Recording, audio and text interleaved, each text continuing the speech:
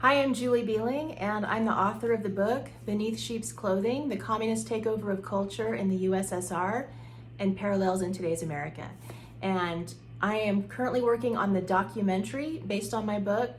I published my book in 2022, and we are working on having the documentary done perhaps by the end of 2023 or in very early 2024. So a little bit about myself. I was a missionary in Russia in the late 90s for a year and a half, and I was able to learn to speak Russian and really interact with the people of Russia and really get to know them. And one of the things that stood out to me the most from my time there as a missionary is out of the perhaps 1,000 or so people that I spoke with, asking them about if they believed in God, there was only one person who said no, that they were an atheist, they did not believe in God, which I was pretty amazed by, especially after 70 years of communist rule where they had tried to disband and do away with religion completely. So after my mission, I returned back to the US and I got a dual master's in Russian language and literature and Russian and East European studies from Florida State University. And I was able to write my master's thesis on underground Christian movements in the Soviet Union. And specifically, I looked at the tactics that the Soviet government tried to use to destroy Christianity from the end of World War II up until the collapse of the Soviet Union, or perestroika, right before the collapse. And I specifically looked at dissident Christian movements that were considered illegal. They were the underground Baptists, Pentecostals, Seventh-day Adventists, and also a little bit I looked into the Jehovah's Witnesses and what their survival tactics were, what happened with them. And it was a really grueling process for 2 years while I was working on my thesis, just digging through just the amount of primary sources and rare books that I was able to get from, thankfully, this archive called the Keston Institute Archive. And I was also able to go back to Russia for a study abroad and do some research right there in Russia, including meeting people that were participants in some of these religious movements. One really amazing thing that happened when I was there as a graduate student in Moscow for my study abroad, our group, there were several of us from my university. We had tickets to see the Bolshoi Theater, and for some reason my ticket was separate from everyone else's. And so that was fine. I just sat down in my seat and struck up a conversation with the Russian guy next to me. Well, it turned out that he was actually a member of the exact Pentecostal sect that I was researching for my thesis, that they were still operating underground at that time, which that was 2002. Yes, 2002. And he was able to get me in to go to a worship service and meet leaders of the church and actually receive materials that I was able to translate that involved the history of their church. And that was just one of many little miracles that happened while I was working on that research. So the basis for my book, Beneath Sheep's Clothing, was from my master's thesis. And what happened was I finished my thesis and I kept all my materials. I just put them away in the closet for a couple of years and defended my thesis in 2004. And then 2008, something happened that was in the news that kind of hit me in a way that reminded me of some things that I had written about in my thesis. Basically what had happened is that a very unpopular, hated, fringe Christian movement in the United States that most people consider a cult, which, by the way, the people I researched in my thesis were considered cults in the Soviet Union, the Baptists and Pentecostals. But this very unpopular fringe Christian movement in the United States received a similar type of treatment at the hands of the government in the United States that I had researched that the Soviets did against their unpopular fringe Christian movements. We're talking, militarized raids, we're talking removal of children and putting the children in state care without due process or due cause. And this was very alarming to me. And so I took a closer look, and there were 3 main tactics that the Soviets used that I went into depth into my thesis into. And I found all 3 of them rampantly in American society in 2008, 2009 when I was looking into it. And so I decided to write this book. And I wrote most of it back 2009 through 2011. It took quite a bit of time off from my businesses in order to research it and write it. But I wasn't quite able to finish it. There was something that I just knew it wasn't complete, and I went ahead and set it aside yet again. Well, in the summer of 2021, I really felt compelled that it was now or never for me to finally finish my book. So I started working on it. I went ahead and again took time off from my businesses, and this time I was able to finish my book. And almost 10 years had passed actually since I had researched previously for my book. And boy, was I alarmed at how much worse things were in terms of communist takeover of culture in America. I knew things had gotten worse during that decade, but as I delved, it was clear to me things had gotten exponentially worse. I finally had my book ready to publish. I clicked the button on Amazon to submit my manuscript, and I knew I was going to sleep really well. At this point, it had been 20 years from when I had started this research for my thesis to the time that I was finally publishing my book. I thought I was going to sleep really well, that I had done my part, book is published, now I can move on and do some other things with my life again. Nope, that's not what happened. That night that I published my book, I did not sleep well. I was actually awake until past 4 a.m. And I was getting, in my mind's eye, I was seeing things from my book in a video format. And it's like I was being shown that was what I was supposed to do. And so I said a prayer. I was like, okay, God, if you want me to do this and take some things from my book and make videos with it, then you're gonna have to send me someone who knows how to do that, because my skill with videos is not good enough for that. So that was that. A month later, I was contacted by a Facebook friend of mine, someone I'd never met in person, and he messaged me and he said, hey, I saw you post about your book. That book looks really interesting. It looks like it should be made into a documentary. I'm a documentary filmmaker. Would you be open to talking with me? And I was like, yeah, sure. So we were able to meet up a couple months later, and we started making plans. Yeah, we were going to make Beneath Sheep's Clothing into a documentary. So here we are, almost about a year from the time that I first met with now my friend Steve, who makes documentaries. And we've been able to conduct, there's been 3 different interviews recorded for the documentary so far. We have 2 more crucial key interviews coming up in 1 month that are scheduled. And then we have a smattering of other smaller interviews that are going to be also very important. We are working on the people we've already interviewed are 2 of the biggest names in exposing communism in America. We were able to interview Alex Newman to discuss the communist takeover, infiltration of America's education. He's an absolute expert on that. He's co-authored books, he's written books, he is a journalist, he has written articles for the Epoch Times. That interview with him was just amazing. We were able to interview James Lindsay of New Discourses just a couple of weeks ago, which was absolutely phenomenal. Pure gold, pure information that we need to have. Now, the goals of the documentary Beneath Sheep's Clothing are similar to my book, but I realize that most people don't want to sit down and read a book anymore, but they may sit down and watch a documentary. And the problem that one of the main problems we have here in America is a lack of understanding amongst the populace of what communism is and what it does. This is something that I became very closely acquainted with having lived in Russia in a few years after the collapse of the Soviet Union and witnessing the aftermath of what communism does to people.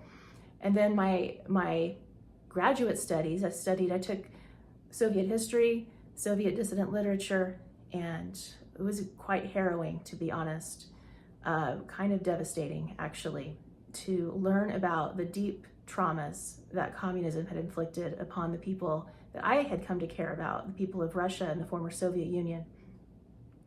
And I feel strongly compelled to help people in my nation here in America to understand what communism is. There has been a concerted effort for Americans not to understand this. And so that is one of the main goals of the documentary. Even more troublesome, another goal of the documentary is to expose Marxist/communist incursion/takeover of aspects of America's culture, key aspects of America's culture. We'll focus on education and the churches, but we'll touch on the family and media and entertainment as well. And there's been a concerted effort for over a century here in America to subvert America's culture in order to subvert our whole system, our economy and our political system, to make us no longer a free nation. And we at this point are very close. We are teetering on the edge. Some people say that actually we are already off the edge. We just haven't landed yet. Wherever we are in this process, the more people that we can educate about what's going on, the better, and then we can take correct actions. If we want any chance to save a free society here in America, this is absolutely crucial. I'm going to go ahead and insert my documentary trailer here for you to take a look at it.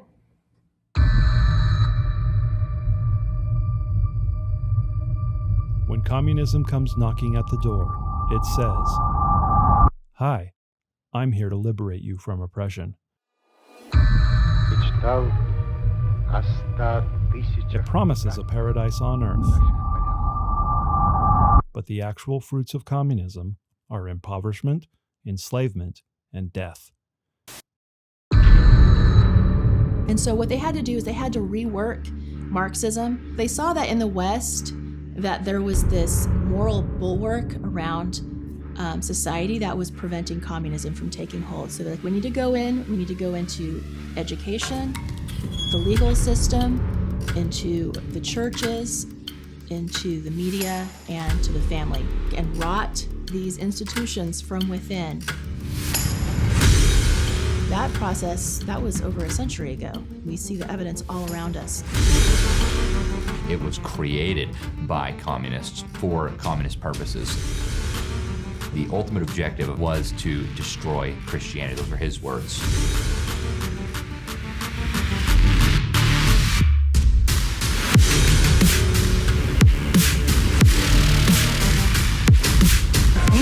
No, not God bless America, God damn America.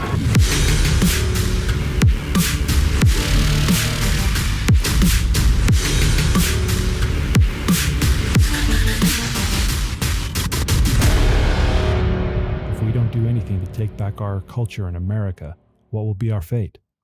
How much longer do we have?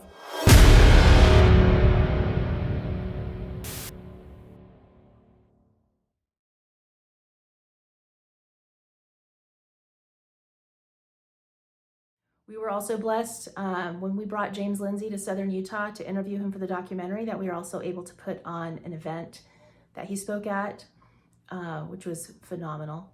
It was a 90-minute presentation on what we can do to protect our churches and our children from this communist onslaught. And here's just a few clips.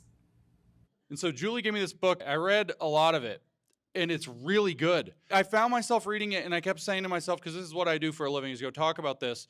And I thought, wow, I wish I had said it this way. I think one of my favorite lines, it's near the beginning, is that she just flat out says, communism marries truth to a lie. And I was like, why didn't I say that? That is a perfect way to put it. There's a little bit of truth and a little bit of lie in everything they say.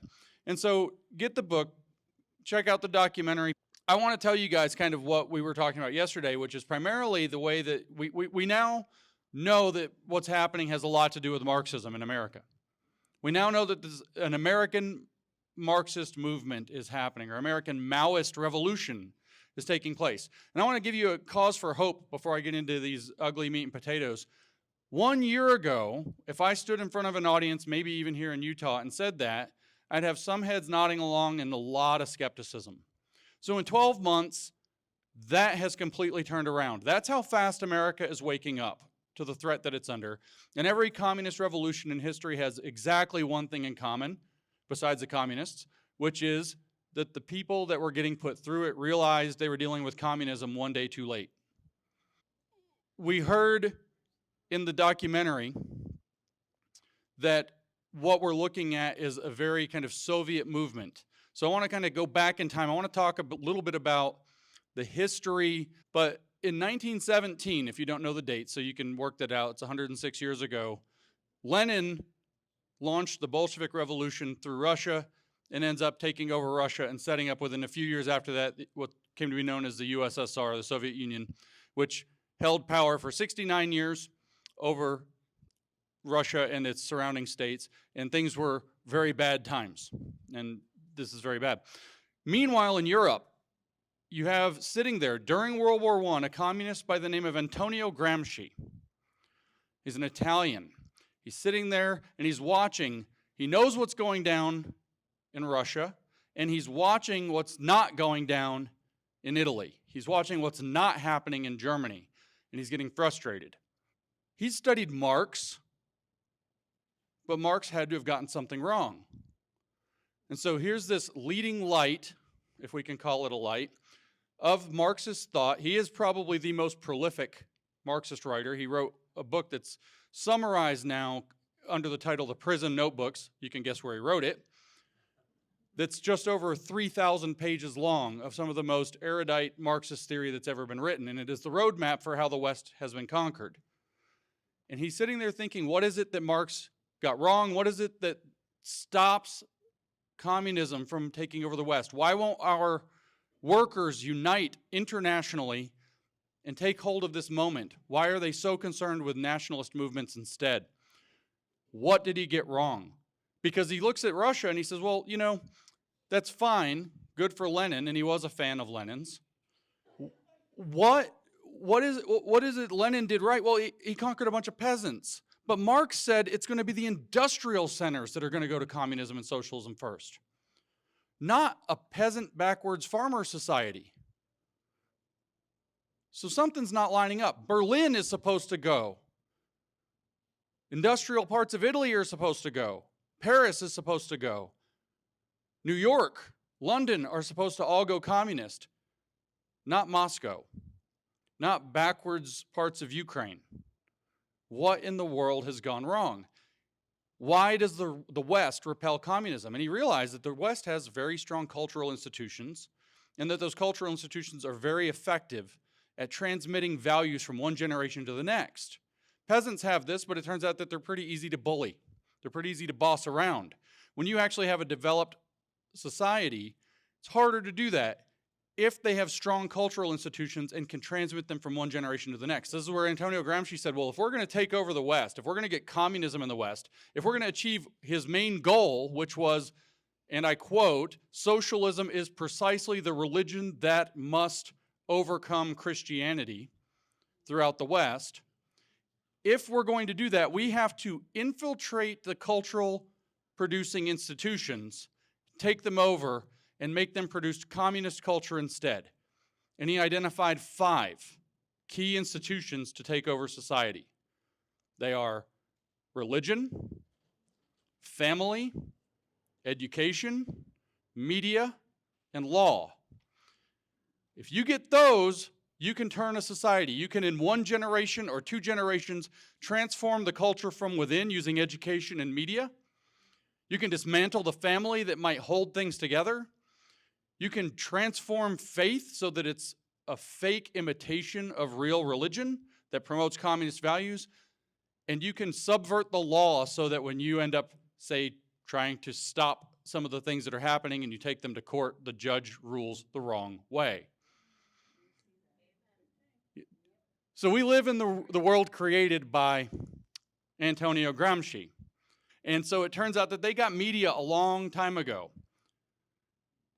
so they can propagandize the population. By 1919, there was a communist party in the United States trying to figure out ways to subvert the U.S. And they slowly started to adopt cultural Marxist techniques rather than kind of more brazen techniques over the history of the 20th century. And they particularly had to focus on figuring out how to undo America's strongest backbones, which were family, faith, and education. Law, they figured they could get. Law, they know, is downstream from education. It's not hard. So just a couple things. I'm just a normal person. I happen to be a single mother, single homeschooling mother, and entrepreneur, and I'm not independently wealthy. It costs money to make a documentary. And so I'm asking people to donate to the documentary Beneath Sheep's Clothing. The sooner that we can get our funding that we need, then the more that we can stay focused instead of having to worry about money and funding to get the documentary completed as soon as possible and to have it done well. At this time, for the month of July 2023, I'm seeking to raise $15,000. Now, not everyone has $15,000 laying around, but you might have $15. And with a $15 donation, that would be tremendously helpful. And I actually have some things that I can give you in return for that $15. For anyone who donates $15 or more this month, in the month of July 2023, to the documentary, I will give you the full 90-minute presentation of James Lindsay that I just showed clips of. And I also have 3 home lessons that I've put together for parents to use with their teenagers to teach them about freedom versus tyranny. And I will also, and those are valued at $45 altogether, I will also give you those 3 lessons. They're PDFs that you can download and then print out. I really could use your help. Once you donate $15, I would ask for you to share this video with 10 other people and ask 10 people you know that this is the type of thing that they're concerned about. They're concerned about our children in America. They're concerned about our faith being under attack and about our education and our culture being under attack. Please share this video with 10 people you know that you think might appreciate this message in this documentary and ask them to donate $15 or more. I really, really appreciate it. I can't do this alone. So if we get 1,000 people donate $15 this month, that will be our $15,000 that we need. Or we can have 30 people donate $500. And if you're able and willing to donate $500 to help us make Beneath Sheep's Clothing the documentary, here are some additional perks in addition to what the $15 donors will get. In addition, you'll also I'll give you special thanks in the credits of the documentary, a digital download of the documentary. I'll send you a copy of my book, Beneath Sheep's Clothing, the ebook version. And also you'll receive an invitation to a live premiere event that we're doing. At this point, we're planning on doing one both in St. George, Utah and Salt Lake City, Utah. If you're able and willing to donate more, for those who donate $5,000 or more to the making of Beneath Sheep's Clothing this month, July 2023, we'll also give you official sponsor status of the documentary. And this will be printed on all of our materials. We're gonna have t-shirts made and your business logo. If you desire, we can put on all of those materials as well. Now, there might be a few people listening who have the ability to give more, and this is a project that you would like to see completed, and I'm very grateful for that. There's a few of you who would put in $20,000 or more for the making of Beneath Sheep's Clothing, the documentary. We would give you the option of having executive producer status. You would also get credit in IMDb as being an executive producer of the documentary. In addition, we're gonna have some space before the documentary for a few ads, and we would give you a 1-minute ad spot at the beginning of the documentary. You could make this ad yourself, or we could help you with it. We'd also give you several tickets to one of our live premieres, whether St. George, Utah or Salt Lake City, Utah, as well as access to our VIP backstage party at the live premiere. Overall, we're seeking $100,000 to make the documentary. We've already raised $5,000. We're looking for $15,000 this month, and then about another $80,000 as time goes. And maybe, if you watch this video later and you're able to donate, please reach out to me at beneathsheepsclothing@gmail.com. You can go to our website, beneathsheepsclothing.com as well, and contact us from there. If after watching this video, if you feel that this is an important message that needs to be out there, as I do, and you have the ability to help and would like to, please reach out. You can donate at our Give, Send, Go site.